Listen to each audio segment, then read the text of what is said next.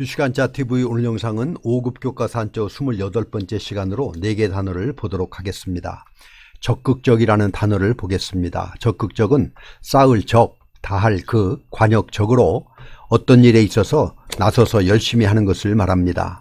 쌓을 적을 보겠습니다. 쌓을 적은 벼화와 꾸짖을 책이 합해진 글자입니다. 꾸짖을 책은 빛채라고도 하는데 가시자와 조개패가 합해진 글자입니다. 가시자는 가시나무를 그린 글자입니다. 가시, 동요매다의 의미입니다. 가시자와 돈을 뜻하는 조개패가 합해진 꾸짖을 책은 고대의 풍습을 그린 것으로 가시나무 채찍으로 때리면서 빌려간 돈을 갚으라고 추궁하는 모습을 그렸습니다. 나무라다, 꾸짖다, 책임, 의무라는 뜻이고 채무나 빚이라는 의미도 있는데 이때는 채로 읽습니다. 그래서 쌓을 적은 재물을 빌리고 부채가 늘어난다는 뜻의 빚에 벼화를 추가하여 이자로 갚아야 할 벼가 많다는 의미로 많다, 쌓이다, 심하다, 울적하다 등의 뜻입니다. 편법으로 좀 알기 쉽게 설명하면 쌓을 적은 벼화와 주인 주, 조개 패가 합해져서 주인은 곡식과 재물이 있으면 모아서 창고 깊은 곳에 쌓아 놓는다는 의미로 쌓다 이렇게 이해도 될 것입니다. 다할 극을 보겠습니다. 다할 극은 나무 목과 빠를 극이 합해진 글자입니다. 빠를 극의 각골문과 금문, 소전의 모습입니다. 각골문은 위아래가 막혀있는 사이에 사람이 있는 모습을 그린 것인데 이것은 갱도에서 사람이 광석을 채취하는 모습으로 금문에서는 여기에 입구와 칠복이 더해져서 서둘러 광석을 캐도록 독촉하는 모습을 그렸습니다. 이후 소전에서는 칠복이 손을 의미하는 또 우로 관략화되어 지금과 같은 모양이 되었습니다. 고대에는 갱도에 지지대를 설치하지 않고 광석을 캤기 때문에 매우 위험한 작업이었고 서둘러서 작업을 해야 했기 때문에 빠르다, 긴급하다, 절박하다 등의 의미가 되었습니다. 다할 극은 빠를 극에 나무목이 더해져서 갱도에 버팀목을 설치한 모습입니다. 버팀목을 설치하면 광석이 고갈될 때까지 캘 수 있기 때문에 다하다, 극진하다, 한계 등의 뜻을 가지게 되었고 대들보, 근본이라는 의미도 가지고 있습니다. 관역적을 보겠습니다.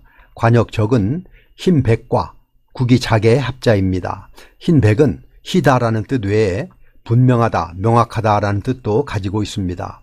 구기작은 손잡이가 달린 국자 모양의 도구를 그린 것인데 국자나 잔, 바가지를 의미합니다. 여기에서는 바가지로 쓰이는 표주박을 뜻하는데 그래서 관역적은 줄기에 달려있는 표주박은 멀리서도 분명하게 보이는 좋은 표적이 된다는 데서 관역, 목표, 분명하다 등의 의미로 사용되게 되었습니다. 그래서 적극적은 쌓을 적, 다할 극, 관역적으로 어떤 일에 있어서 나서서 열심히 하는 것을 말합니다.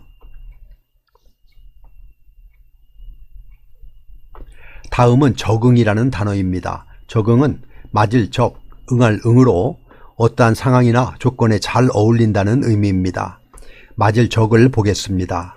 맞을 적은 쉬엄쉬엄 갈 착과 뿌리 적이 합해진 글자입니다.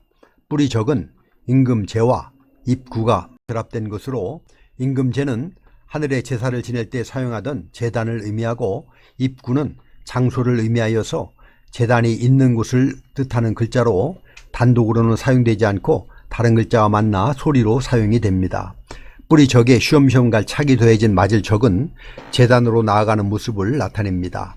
적당한 자격을 갖춘 적임자만 갈 수 있는 곳이기에 알맞다는 의미입니다. 맞다, 마땅하다, 즐기다 등의 뜻을 가지고 있습니다. 응할 응을 보겠습니다. 응할 응은 매응과 마음심이 합해진 글자입니다. 매는 아주 오래전부터 사냥에 사용하던 동물이었습니다.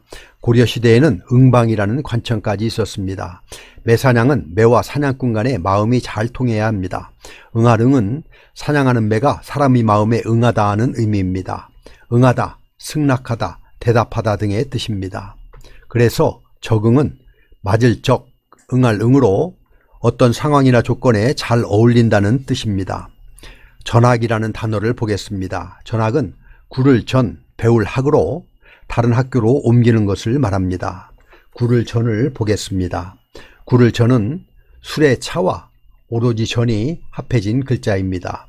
술의 차의 각골문을 보면 두 개의 바퀴와 사람이 올라타는 본체, 수레를 끄는 말이 목에 얹는 멍에가 잘 그려진 전차나 수레를 의미하는 글자입니다. 오로지 저는 각골문과 소전을 보면 물레를 손으로 돌리고 있는 모습을 그린 글자입니다. 물레는 돌릴 때 오로지 한 방향으로만 돌려야 하는 것이어서 오로지라는 의미를 가지게 되었습니다. 그래서 구를 쳐는 계속 돌면서 실을 잡는 기구인 물레와 같이 차바퀴가 굴러가는 것을 의미하여서 구르다, 회전하다 이 뜻이며 회전하면 계속 위치가 옮겨지게 되므로 옮기다라는 뜻도 가지게 되었습니다. 배울학을 보겠습니다. 배울학은 절구구와 점괘효, 진면 그리고 아들 자가 합쳐져 만들어진 글자입니다. 절구구는 양손을 아래로 뻗어 무언가를 감싸고 있는 모습을 그린 글자인데 그 모습이 절구 모양을 닮았다고 해서 절구구가 되었습니다. 점괘효는 점을 치기 위해서 음과 양이 표시된 막대기들이 흩어져 있는 모습입니다. 이러한 막대기를 이용해서 숫자를 세거나 계산을 하기도 해서 이를 산가지라고 불렀습니다. 산가지를 모아놓은 통을 산통이라고 불렀는데 중간에 누군가의 방해로 이를 그르치는 것을 산통을 깨다라고 말하는데 이 말은 산통이 깨어져서 점을 칠 수 없다는 뜻입니다. 집면은 지붕이 있는 집의 모습이죠. 그래서 배울학을 붓수를 모아서 살펴보면 집에서 아들이 두 손으로 산가지를 들고 숫자를 배우다라는 의미로 배우다, 공부하다의 뜻입니다. 그래서 전학은 구를 전, 배울학으로 다른 학교로 옮기는 것을 말합니다. 질서라는 단어를 보겠습니다. 질서는 차례질, 차례서로 사물 또는 사회가 올바른 생태를 유지하기 위하여 지켜야 할 일정한 차례나 규칙을 말합니다. 차례질을 보겠습니다. 차례질은 벼화와 이를 실이 합해진 글자입니다. 여기에서 벼화는 뜻을 나타내고 이를 실은 음을 나타내고 있습니다. 옛날에는 세금을 벼로 걷었기 때문에 관리들은 녹봉을 벼로 받았습니다. 차례질은 원래 벼로 받은 녹봉이라는 뜻이었습니다. 그런데 관직의 높고 낮은 차례에 따라 녹봉을 지급했기 때문에 차례라는 의미도 생겼습니다. 차례나 순서, 녹봉, 벼슬, 관직 등의 뜻입니다. 차례서를 보겠습니다. 차례서는 큰 집을 뜻하는 집엄과 줄여가 합해진 글자입니다. 줄여는 원래 옷감을 짤 때 날실 사이로 지나다니는 이러한 북에서 실이 풀려 나오는 모양을 그린 글자로 주다, 밀다라는 의미를 가지고 있는데 여기에서는 여가 서로 바뀌어 음을 담당하고 있습니다. 집엄은 집과 담벼락을 함께 그린 것으로 옆으로 쭉 늘어서 있는 부속 건물을 뜻하는 글자입니다. 그래서 차례서는 건물을 차례로 지나가다라는 뜻에서 차례나 순서를 의미하고 차례대로 서술하다라는 의미로 파생되어서 서술하다, 서문 등의 뜻을 가지고 있습니다. 그래서 질서는 차례질, 차례서로 사물 또는 사회가 올바른 생태를 유지하기 위해서 지켜야 할 일정한 차례나 규칙을 말합니다.